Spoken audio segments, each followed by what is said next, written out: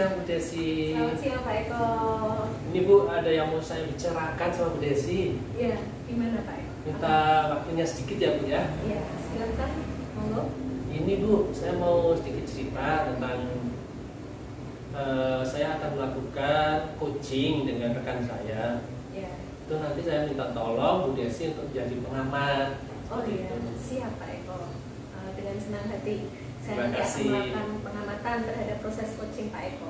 Kemudian tujuan proses coaching tadi nanti apa sih Pak Eko?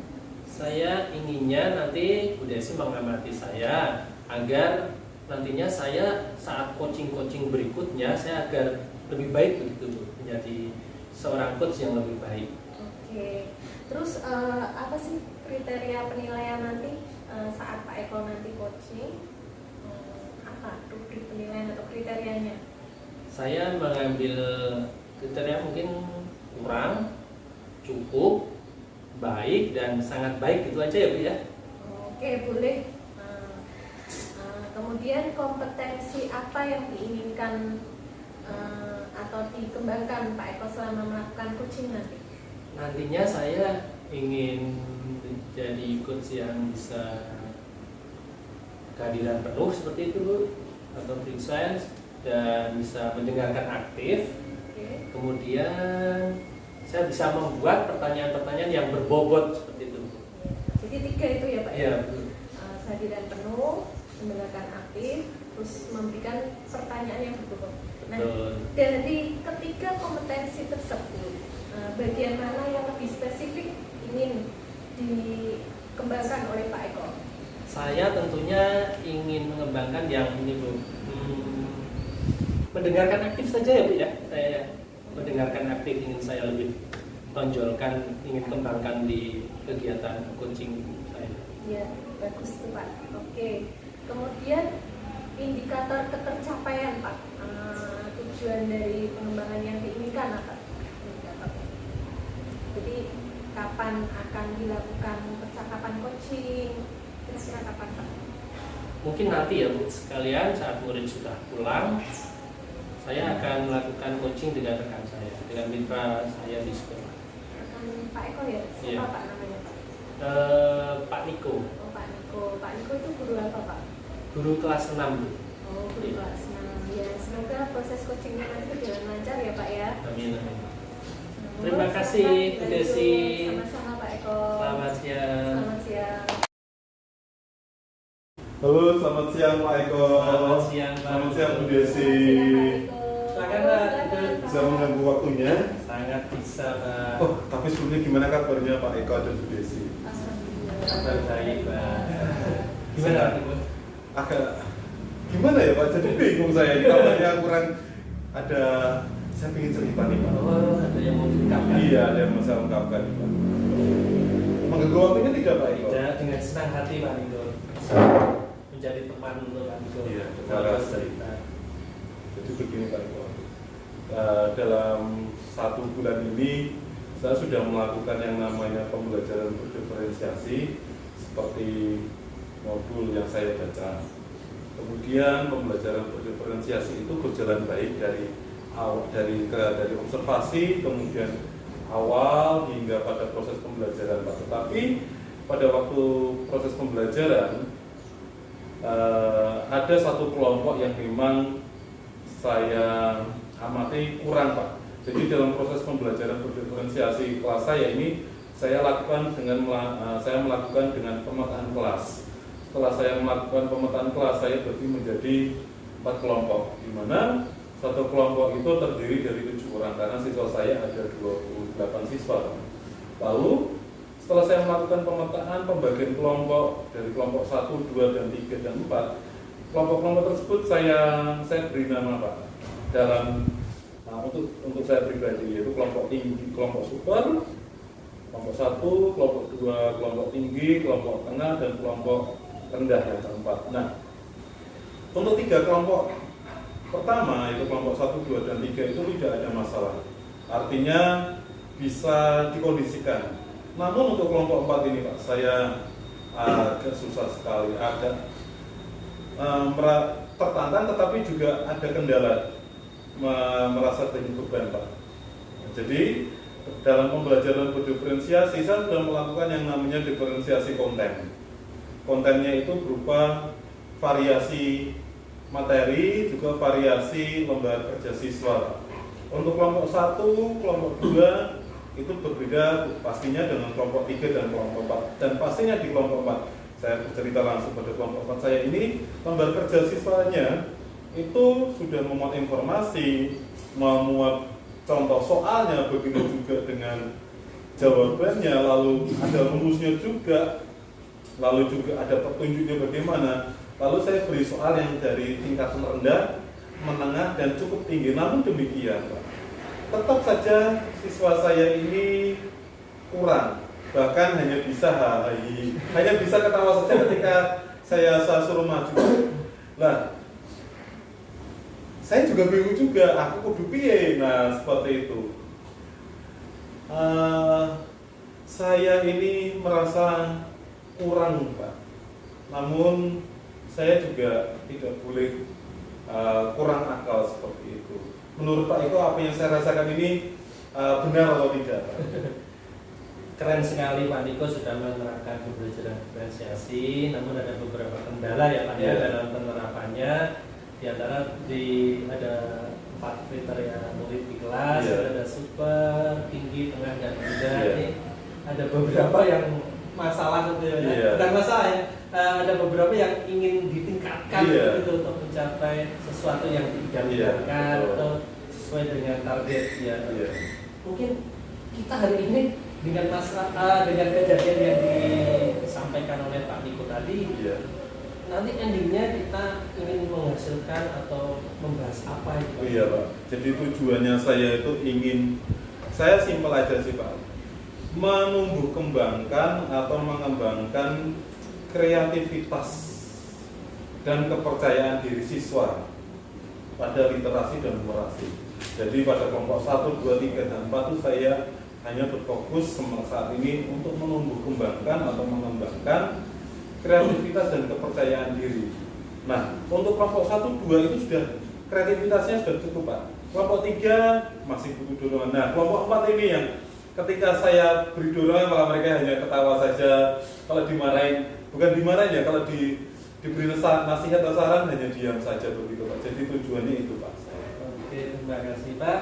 Kita nantinya bisa semoga dalam percakapan ini bisa menghasilkan sesuatu yang bisa menumbuhkan kreativitas, literasi dan numerasi, terutama untuk yang kategori 4 dan 3 gitu ya Pak ya. Itu. Nah, mungkin bisa digambarkan Pak yang kategori 4 atau 3 yang dikembangkan Bapak itu bagaimana Pak untuk kemampuan literasi numerasinya? Baik Pak, untuk kelompok 3 itu sebetulnya kenapa tadi saya bilang kelompok tengah itu sebetulnya kelompok 3 ini bisa di kelompok 2, tetapi anak-anak yang pada kelompok 3 ini masih labil, artinya belum stabil. Jadi kadang mereka bisa tetapi kadang butuh dorongan, butuh penguatan, butuh penjelasan. Ya tidak lebih, tidak banyak, tapi mereka tetap butuh penjelasan. Beda dengan kelompok 1 dan 2 yang sudah bisa dilepas, paling tidak diberi satu kalimat saja mereka, oh ya saya paham Pak, saya harus seperti ini. Nah, kelompok 3 butuh namanya 2-3 kalimat. Nah, untuk yang kelompok 4 ini butuh namanya satu paragraf untuk apa namanya, untuk memunculkan kreativitas mereka pada literasi dan numerasi. Nah, tetapi untuk kelompok 4 ini Pak, bedanya adalah tadi, jadi dorongannya itu saya harus super sabar, saya harus hadir penuh ke mereka. Padahal saya masih punya kelompok 1, kelompok 2, dan kelompok 3. Kalau saya lepas kelompok 1, 2, dan 3, nanti kelompok 4-nya merasa senang, nanti kelompok 1, 2, 3 nanti iri. Nah, seperti itu Pak. Betul sekali Pak. Jadi menurut Bapak Pak Niko yang sudah disampaikan tadi, kalau mungkin diberi rentang nilai itu ya, kondisi yang di grade 3 dan 4 itu mungkin ada di posisi berapa? 1-10. Baik Pak, jadi saya bisa bercerita untuk kelompok 3 itu saya bisa memposisikan mereka pada rentang nilai 7. Nah, untuk kelompok 4 ini saya memposisikan mereka pada nilai 5. Mengapa ini beda Pak? Walaupun kelompok walaupun ini kelompok tengah, tidak berbeda jauh dengan kelompok 4, tetapi mereka masih bisa memunculkan kreativitas mereka. Mereka masih percaya diri. Nah, beda dengan kelompok 4, jadi mereka butuh hadirnya guru, butuh hadirnya penjelasan lebih sehingga nantinya mereka bisa naik nilainya, bisa mengikuti pelajaran dengan baik. Lalu mereka juga kurang aktif di kelas, jadi mereka lebih banyak diamnya, juga lebih banyak ketawanya. Jadi padahal anak kelompok 4 ini posisinya mereka, tempat duduknya mereka itu di depan saya persis. Saya istimewakan sekali di depan saya. Nah, tetapi setiap harinya ketika saya fokus pada kelompok 4, nanti mereka hanya tenang, diam, lalu ketawa-ketawa. Habis itu gambar-gambar. Nah, seperti itu saja Pak Eko. Jadi itu kendala yang saya rasakan selama 1 bulan ini. Oke. Jadi mungkin di Pak Niko untuk posisi 3 dari nilai 7, yang posisi 4 dari nilai 5 ya, padahal sudah mendapat keistimewaan ya Pak ya. Namun situasi idaman atau idealnya itu nilainya pinginnya berapa Pak?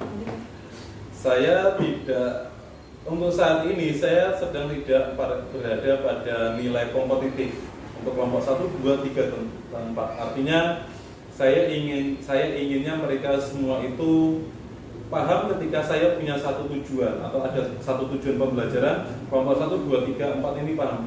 Namun pastinya dengan cara mereka yang berbeda-beda, dengan cara pengerjaan yang berbeda-beda, dengan gaya belajar yang berbeda juga Pak. Nah, seperti itu. Namun demikian, ketika kelompok 1, 2, bahkan kelompok 3 sudah selesai, kelompok 4 ini selalu ditunggunya sangat lama, bahkan butuh waktu sampai hingga 1 jam untuk bisa mencapai yang namanya tujuan pembelajaran itu Pak. Iya. Nilainya berarti berapa tadi Pak? Nilainya yang didamkan 1 baik sampai 10. 1 sampai 10 untuk semua kelompok saya pada nilai 9 saja sudah cukup. Oke, 9 sudah cukup ya. Iya. 9 itu gambarannya seperti apa? Kalau nilai 9 itu anaknya dari situasinya atau karakternya atau muridnya jadi Wah, ini baik sekali, bagus nih Pak. Jadi akhirnya saya bisa memunculkan potensi saya yang sudah saya pikirkan sebelumnya. Jadi saya nilai 9 ini pastinya saya tidak pada aturan yang baku, tetapi saya ingin memusatkan pada perhatian pada potensi diri siswa masing-masing. Situasi atau suasana kondisinya itu pasti ada pada diri siswa. Namun demikian, ketika mereka sedih, ketika mereka bosan, itu ada pada saya sebagai penjaga atau sebagai gurunya untuk membuat suasana itu jadi baik. Artinya nilai 9 ini pada siswa kelompok 1, 2, 3, dan 4 ini mereka seperti tadi tujuannya mereka punya kreativitas dan kepercayaan diri baik seperti itu. Oke, mungkin dari yang sudah disampaikan tadi agar muridnya juga punya kreativitas dan percaya diri baik. Mungkin ada solusi-solusi yang ditawarkan Pak Niko untuk mengatasi itu? Ya, seperti yang saya pikirkan Pak. Jadi ketika saya punya masalah, saya duduk merenung, saya melihat siswa saya kelompok 1, 2, 3, dan 4, khususnya kelompok 4 Pak. Pastinya saya meyakini mereka punya gaya belajar yang berbeda. Gaya belajarnya itu pastinya ada yang dengan gerak-gerak. Gerak-gerak ini tidak hanya lari-larian, tetapi juga saling berdiskusi. Nah, seperti itu. Lalu belajar di luar kelas Pak, itu untuk gerak-geraknya. Lalu yang sifatnya itu menonton video atau menonton film Pak, film-film pembelajaran. Nah, itu juga sedang saya lakukan dan saya sedang mendownload beberapa film pembelajaran untuk khususnya untuk kelompok 4 Pak. Nah, yang selanjutnya adalah bentuknya yang audio Pak, yang bisa didengar. Nah ini biasanya kalau saya Pak dalam pembelajaran berdiferensiasi, saya suguhkan dengan musik-musik instrumental. Tapi kadang-kadang anak-anak saya juga request lagu Pak, tapi lagunya yang memang atas persetujuan saya, seperti Tulus, kemudian Yovie Nuno. Artinya yang tidak yang sesuai dengan umurnya seperti itu Pak. Nah lalu selanjutnya ada tutor sebaya Pak. Tutor sebaya ini dengan 2 cara. Tutor sebaya ini berasal dari guru dan siswa Pak. Kalau dari guru untuk kolaborasi Pak. Jadi kalau mereka jenuh atau mereka butuh pengetahuan lebih, saya bergandengan tangan dengan guru kelas 6 lainnya. karena di tempat kami 4 rombel, saya kelas C, saya bisa bekerja sama dengan guru kelas A, B, dan D. Lalu untuk tutor sebaya yang kedua adalah dari siswa, Pak. Nah, ini saya pakai kelompok 1 dan kelompok 2, Pak. Saya acak kelompok 1 yang jumlahnya 7, kelompok 2 juga 7. Jadi ada 14 siswa ini, saya masukkan di 2 kelompok ini, Pak. Di kelompok 3 dan 4. Tetapi untuk kelompok 3 tidak terlalu banyak, hanya saya berikan sedikit. Nah, untuk kelompok 4 ini yang saya berikan banyak, artinya begini. Di kelompok 4 ini juga ada 7 siswa. Nah, setiap siswa dari kelompok 4 ini saya berikan buat tutor sebaya, Pak, untuk teman-temannya. Artinya mereka bisa belajar.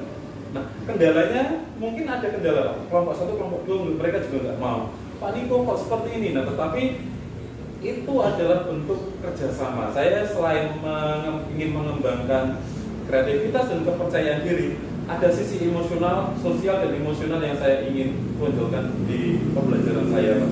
Yaitu empati, simpati, bekerja sama, gotong royong, Pak. Jadi bagaimana temannya itu yang belum bisa tidak ditinggalkan, tapi bagaimana teman yang tidak bisa itu diberi pertolongan, diberi pengetahuan agar mereka nantinya bisa begitu, Pak. Itu yang saya pikirkan, Pak. Luar biasa sekali. Mungkin ada lagi, Pak? Itu saja, Pak. Cukup. Oke, terima kasih. Tadi ada solusi yang dicetuskan oleh Pak Niko, yaitu ada belajar berdiferensiasi, menyesuaikan gaya belajar murid, pakai kinestetis, visual atau auditory itu. Kemudian Pak Niko juga akan menerapkan tutor sebaya ya, Pak. Nanti juga menekankan sisi emosional murid untuk meningkatkan empati, simpati dan gotong royong. Gitu. Mungkin dari hal-hal tadi ada satu mungkin yang akan dilakukan lebih dulu, Pak. Pastinya gaya belajarnya dulu, Pak.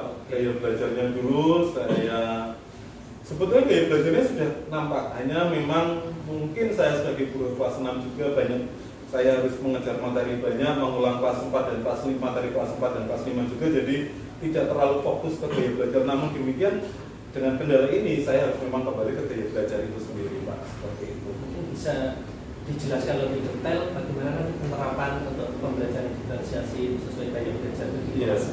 Jadi gaya belajarnya ini memang nanti anak-anak saya beri namanya kesepakatan kelas, Pak. Jadi kesepakatan kelas dari kelompok 1, 2, 3, dan 4 ini saya beri 3 gaya belajar tersebut, visual, auditory, dan di kinestetik, Pak. Nah, kelompok 1 ini pilih yang mana?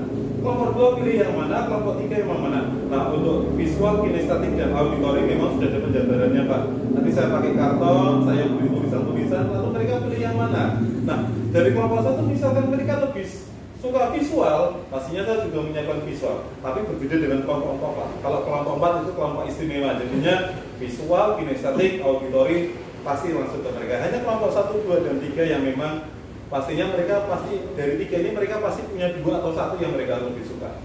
Seperti itu. Luar biasa, Pak. Keren sekali ini konsep dari Pak Niko yang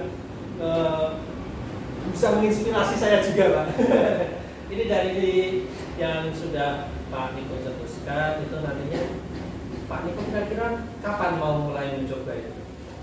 Mulai kapannya pastinya saat ini setelah saya ketemu dengan Pak Eko, saya curhat, ya kalau bahasa anak muda sekarang curhat, tetapi saya senang bila saya curhat, saya bisa mengeluarkan, saya bisa memberikan pendapat saya punya pemikiran baik seperti ini, saya punya jalan keluar seperti ini. Nah, ini saya sampaikan dengan Pak Eko dan Pak Eko memberi respon yang baik, artinya Pak Eko juga memuji jalan keluar yang saya pikirkan dan saya ciptakan sendiri, lalu besok paginya langsung eksekusi, Pak.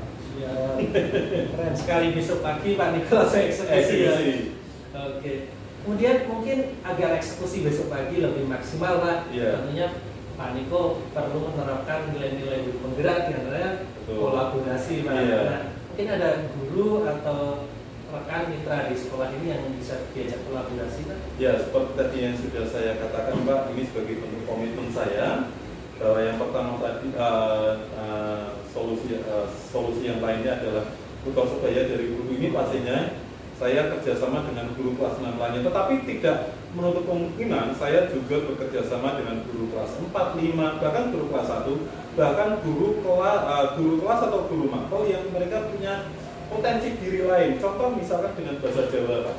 Nah, bahasa Jawa misalkan mereka lebih baik daripada saya akan masukkan, saya hadirkan di kelas seperti itu. Lalu Pak, tapi sebelumnya ini tidak lupa, tetapi untuk bentuk komitmen yang paling dasar, saya ingin memastikan kebutuhan belajar saya, Pak. Dari mereka persiapannya, minatnya, dan profilnya. Jadi ketika saya mau melakukan gaya belajar, saya harus memastikan persiapan diri mereka bagaimana, minatnya gimana. Kalau mereka minatnya di auditori tapi saya paksakan di visual kan tidak mungkin. Tapi untuk kelompok 4 saya istimewakan, Pak. Semua saya masukkan. Lalu profil dan kesiapannya seperti itu, Pak. Oke, terima kasih Pak.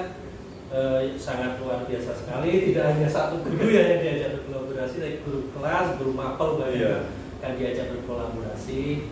Hari ini kita sudah bicara panjang lebar tentang proses pembelajaran di Pak Niko. Pak Niko sudah menemukan solusinya. Ini bisa diceritakan kembali Pak, apa yang sedikit yang sudah kita bicarakan. Baik Pak, jadi intinya tuh saya ingin curhat sama Pak Eko bahwa ketika saya melaksanakan pembelajaran diferensiasi, kemudian saya lakukan pemetaan, membagi kelompok, di mana ada 4 kelompok. Nah, untuk kelompok 3 ini memang butuh rangsangan. Nah, kalau kelompok 4 ini pastinya butuh kehadiran penuh saya. Namun demikian, ketika saya harus hadir penuh di kelompok 4, kelompok 1, 2, dan 3 ini tidak boleh saya lupakan seperti itu. Lalu saya harus menemukan gaya belajar yang baik untuk anak-anak saya di kelompok 1, 2, 3, dan 4. Lalu bekerja sama dengan teman sejawat, dengan guru kelas lainnya, guru mapel. Bahkan saya juga memunculkan nilai-nilai tanggung jawab pada siswa saya untuk melakukan tutor sebaya seperti itu, Pak. Agar tujuan pembelajaran yang ingin dicapai itu semuanya bisa merasakan, Pak, seperti itu. Luar biasa, terima kasih banyak Pak Niko. Hari ini sudah kita berbincang panjang lebar tentang kondisi kelas Pak Niko. Bahkan tidak hanya Pak Niko yang dapat solusi, saya juga terinspirasi. Keren sekali Pak Niko. Semoga eksekusi besok dapat berjalan lancar dan maksimal. Sampai ketemu lagi Pak di perbincangan mungkin yang setelah Pak Niko selesai eksekusi. Baik Pak Eko, terima kasih. Saya kembali ke kelas ya Pak. Terima kasih banyak. Selamat bertugas kembali. Selamat siang Bu Desi. Selamat siang Pak Eko. Bagaimana kabarnya Pak? Kabar baik Bu. Semoga Bu Desi juga baik. Alhamdulillah baik juga. Tadi saya sudah mengamati, sudah lihat proses coaching Pak Eko dengan Pak Niko ya Pak ya. Kayaknya asik sekali. Iya asik Bu. Banyak bahasan. Enjoy Bu. Banyak bahasan ya Pak ya tadi sampai mungkin lupa waktu. Ini apa sih yang sudah dilakukan Pak Eko tadi? Coachingnya itu bagaimana coba? Ceritakan tadi. Iya, tadi saya dengan Pak Niko itu diceritakan tentang kondisi kelasnya Pak Niko, sudah melaksanakan pembelajaran berdiferensiasi, juga sudah memetakan murid, sudah 4 grade ya, yang super, tinggi, tengah, dan rendah itu. Kemudian di Pak Niko juga sudah menerapkan solusi, diantaranya pembelajaran berdiferensiasi sesuai gaya belajar murid, yaitu kinestetis, visual, dan auditori. Nah, di selanjutnya ada solusi lagi yang ditawarkan Pak Niko, yaitu tutor sebaya. Kemudian ada lagi Pak Niko ingin menekankan murid tadi untuk sisi sosial emosionalnya agar murid lebih berempati, simpati, dan menerapkan gotong royong seperti itu. Namun akhirnya Pak Niko memilih salah satu solusi dulu yang ingin dilakukan, yaitu pembelajaran berdiferensiasi sesuai gaya belajar seperti itu. Nah, di dalam gaya belajar itu ada kinestetis, auditori, dan visual. Nah, itu di tiap grade 1, 2, 3, 4 itu berbeda. Yang full ada semua tiga-tiganya hanya di grade keempat dapat perlakuan istimewa kata Pak Niko tadi. Istimewa ya Pak, istilahnya kelompok itu. Ya, luar biasa sekali Pak apa yang sudah dilakukan Pak Eko selama coaching. Tadi saya juga melihat Pak Eko sangat mendengarkan aktif ya, mendengarkan dengan penuh apa yang diceritakan oleh Pak Niko. Kemudian apa sih hal-hal coaching saat coaching ya, yang menjadi indikator pencapaian berdasarkan pengembangan yang diinginkan dari Pak Eko tadi? Tadi berdasarkan coaching, indikator yang ketercapaiannya, saya itu mendengarkan aktif, Bu. Mendengarkan aktif. Ya, saya juga tadi lihat Pak Eko sangat serius Ya. sampai kayak mencatat hal-hal Ya. yang penting ya. Kemudian Pak Eko juga sudah fokus pada hal yang ingin dikembangkan oleh Pak Niko. Tadi mendengarkan aktif, sangat mengapresiasi apa yang rencana-rencana yang akan dilakukan oleh Pak Niko. Terus mencatat kata kunci tadi dari pembelajaran diferensiasi, kemudian gaya belajarnya, sampai grade penilaiannya bagaimana, itu sudah terangkum semua oleh Pak Eko. Terus kemudian tidak menjudge ya, melakukan asumsi pribadi ya, menceritakan pengalaman Pak Eko. Jadi selama coaching tadi Pak Niko sendirilah yang menemukan solusi dari proses pembelajaran berdiferensiasinya. Luar biasa sekali. Kemudian nih Pak, terakhir ya, kompetensi apa lain yang ingin dikembangkan oleh Pak Eko nanti selama proses coaching? Nanti ada coaching-coaching berikutnya kemungkinan kan? Dari ada kompetensi kehadiran penuh, mendengarkan aktif dan membuat pertanyaan berbobot. Mungkin untuk selanjutnya saya ingin mengembangkan untuk yang saya lebih terampil untuk membuat pertanyaan berbobot seperti itu. Pertanyaan luar Iya. biasa, bagus ya.